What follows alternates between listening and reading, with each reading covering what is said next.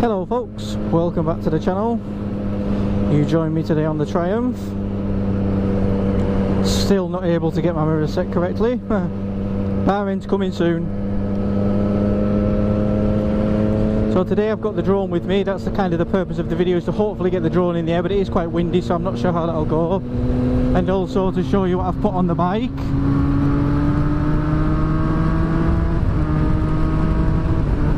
That's right, quickshifter. Awesome.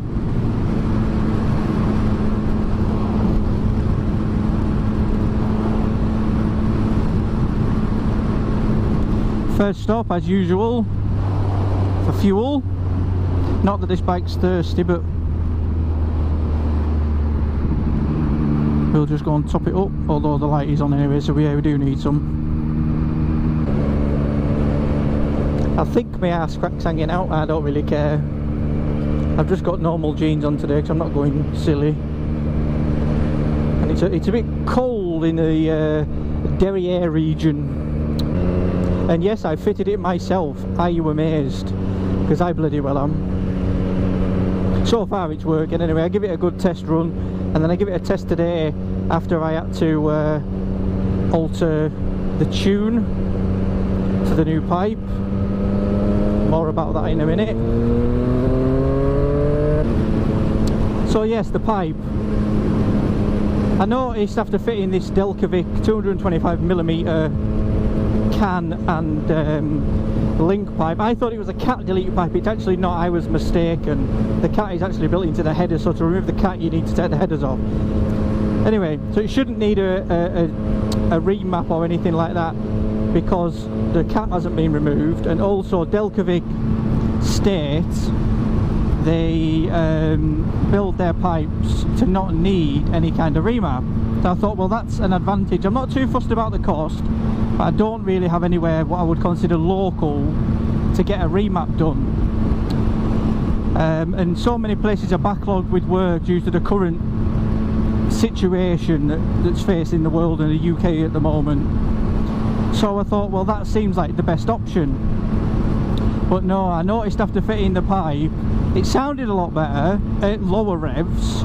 I prefer the noise of the stock pipe at higher revs, weirdly. Although it still sounds good. I'm still happy with the noise. There's just something about that stock pipe that sounds delicious. And I noticed the power was coming in a little bit flat. It was like accelerating, but it wasn't accelerating in the same way. There wasn't that same exciting throttle curve. So I got on the Triumph group I'm on Facebook, and people suggested this 12-minute idle thing. I thought, well, I'll give it a try. Basically, you turn the bike on, let it idle, let it get up to temperature so the fan kicks in, and from the moment the fan kicks in you count 12 minutes. After that, knock it off, let it cool, go for a ride. And it has actually changed the bike. It's better, but it's not better than with the stock pipe, if that makes sense. It's about the same. It's basically just making a different noise. So I'm in two minds whether to send the pipe back, get my money back, and just put the stock can on and just deal with the ugliness of it, or get the bike remapped.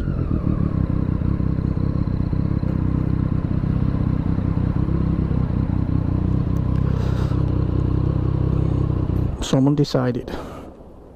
What would you do?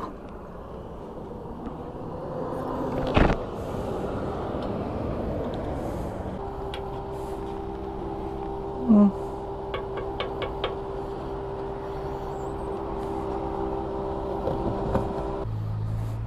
12 litres and she's absolutely full. Not a very big tank on this bike, I will say. Off you phone, your tit.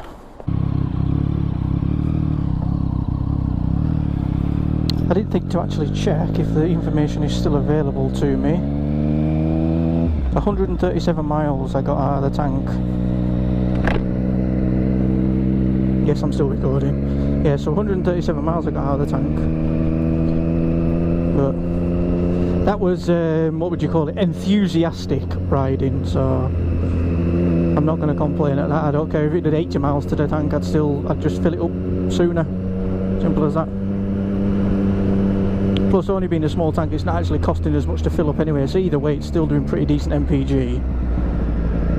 I don't know exactly, that looks a bit shit, doesn't it? I don't know exactly what it's doing MPG wise, but... So where am I going? Where am I going to go? I know, let's just try these waterfalls, shall we? I'm pretty positive that these waterfalls are going to be full of people. It's not even that big of a waterfall, to be honest, but it is quite lovely. Hope that's not rain. So we'll just go and give it a try, and if not, then I've still perhaps got a little vlog out of it. I've only got one battery in my GoPro and things, and no extra cameras on the bike or anything. It was a bit of a rush job. Thankfully the drone's already charged, and my drone phone is already in the box and everything. Just keeping it in road mode today, I think. Don't need track mode. It's been in track mode for most of them 137 miles as well. Are you actually blocking the road here? Yes.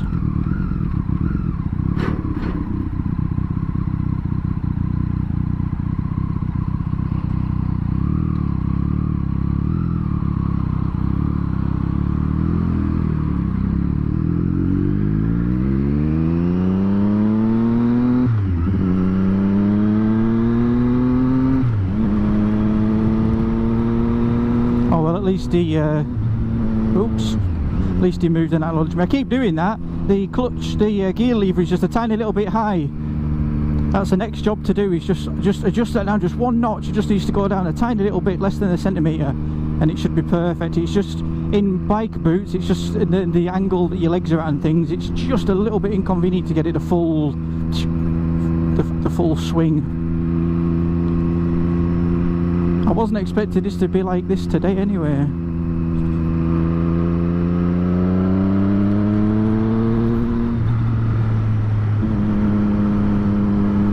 It was absolutely horrible this morning. I thought, fuck's sake, I've had 4 days off work, this is my last day off, and this is the first chance I've had to get out on the bike, aside from the little practice run before, just to check the oh no, sorry, and the other day I just had a quick 5 minutes up the road just to check the quickshifter was okay, and I just checked the tune thing this morning and it seems better. Like it's actually accelerating now, like that. It's last time when I put the pipe on, sorry, it just wasn't. The last ride out, it just didn't seem that sort of, that peppy sort of, you know, turn the throttle and you're off kind of thing. That's only in road mode as well. It's a little bit more aggressive in track mode, so it's fine now. Brilliant quick shifter as well. You don't even have to be really gunning it. That was at about 4,500, I think. It wasn't really accelerating, and it just changes no problem, never misses a beat. It's fantastic. This is the well, I was going to buy the genuine Triumph one at the cost of 330 quid, although I did find a deal on them at 310, but that was only sort of temporary, so if I consider it 330, so yeah, that's a lot, but it was something that I really wanted for the bike. I wanted that from the first time I rode it, to be honest. So I thought, well, I'll eventually spring for it, no doubt, wait till I get paid and see what wage I get and things like that, with reduced hours and so on. So I found one on eBay from a company called Shifting Control, and no offence intended, but it just sounded a bit too cheap China-y for me. So again, I got on the old Triumph group and I asked what people use as a quick shifter, and 95% of people are using this shifting control of the Triumph Unix. Apparently the Triumph one can be a little bit hit and miss, a bit like the KTM stuff. You get neutrals with it apparently. But this one I've had none so far, although I've not really used it that much, but I've had none so far. Nobody else has really reported having any, to the point of it being not normal. Okay, now what a road repair. So yeah, I thought, well, I'll give it a try for 130 quid. I'll give it a whirl. It was brilliant. So I highly recommend it. I'll put a link in the description to where I got mine from. I don't think the shop will mind some free publicity. They do all sorts of different ones for like different bikes and different years and things, obviously, but the link will just be for the shop, so you can just search for your bike if you're looking for one. So I was going to stop back there at the other point that was in some previous footage, and it was also featured in my just drone footage upload that I've already uploaded. You'll have probably already seen. If not, go and check that out. There'll be a link in the description to that video. But there was loads of people there. I didn't even have my camera turned on, because I just thought, oh well, I'll turn it on when I get closer. I'm a bit closer to the spot that I'm hoping there's nobody at. Oh, that bird was close. Ooh, the sky's looking a bit horrible though, isn't it? That's not looking brilliant. I just really noticed that massive rain cloud. Well, I was hoping it might be empty down here, because it was such a miserable day earlier. I thought, well, people won't want to be going to a little waterfall and stuff when it's miserable, but there's already one vehicle I can see. See if there's actually any people here though. Probably.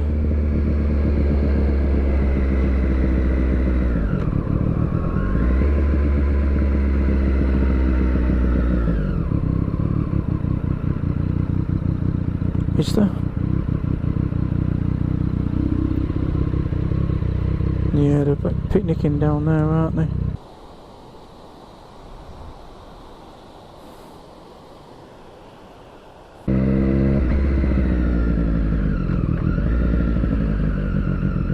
That was a bit of a last minute decision, but let's go to... oh, this is the way to Tannel, of course. Oh, I could have done it there, couldn't I? Let's maybe take the drone off from there.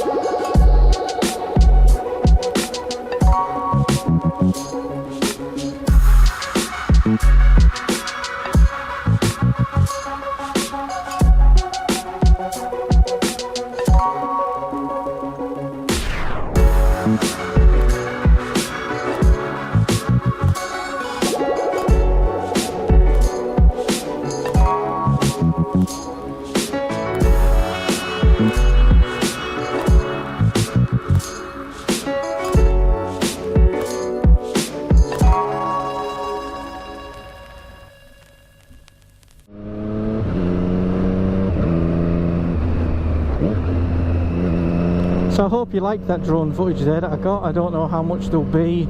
I got a little bit, but it was actually, I got a strong wind warning. I didn't realise, but when you're in cinema mode, or cine smooth, or I can't remember what it's called, obviously the drone is very, very limited to how fast it will move. So you get hit by strong wind warnings and stuff a lot more, apparently, when you're in because obviously the drone can only go at, like, say, for example, 5 miles an hour maximum. If the wind gets more than that, it can't return to home, so it warns you. Flick it into like P or S mode. I don't know what this stands for. I think S is sport. I don't know about P. And you've got a lot more control over bringing it back. So it's actually right, because it'll fly at 21 miles an hour, I think, is the rating that the DJI give you. But how true that is, I don't know. Probably have to be quite accurate.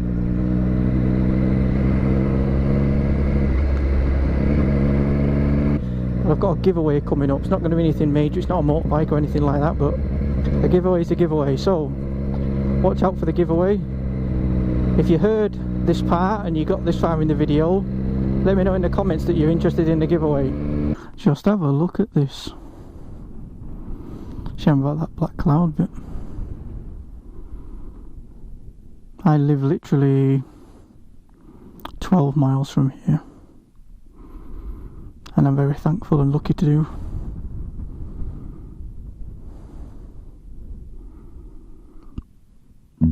Pardon me. It's unfortunately a little bit high wind to put the drone up, because if I was going to go up here, I'd want to go up quite high and get like a looking directly down kind of shot, maybe follow the road or something along those lines, but I don't think the weather is very conducive to it, sadly. I thought I'd stop here, just put the camera on so you can just get a soak in all that beauty.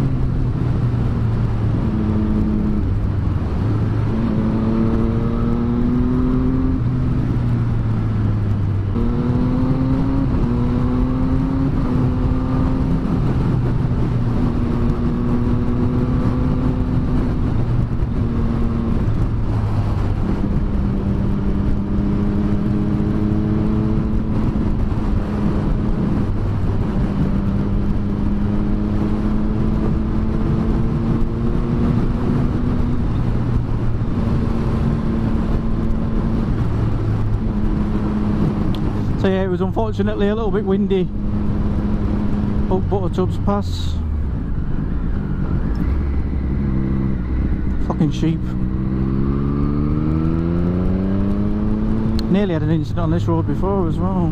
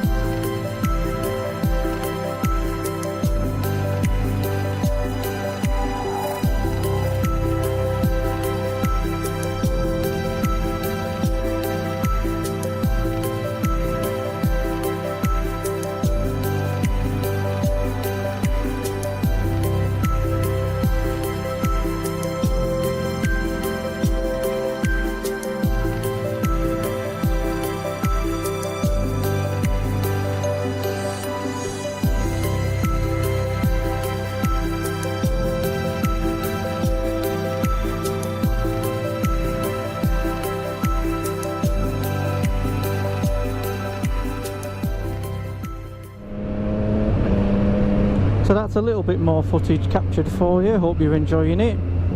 Just was pulled up there and 2 adventure bikes went past and stopped at the next lay-by bit and then turned around and came back. Oh, we just thought we were messing with your bike, so we just come to see if you're alright. So thank you very much, Brian and his friend. I'm sorry I didn't get his friend's name, but thank you, Brian and his friend, for doing what I do, which is always stop if you think there's a slight chance someone is in need.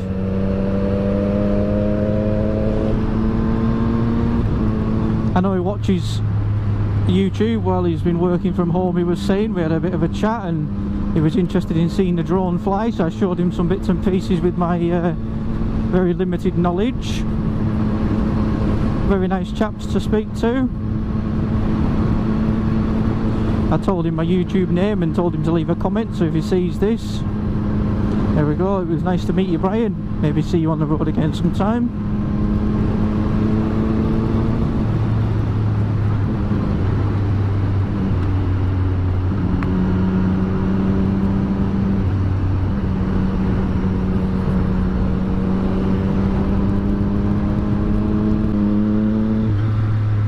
Well, I think that'll do it for this one, folks.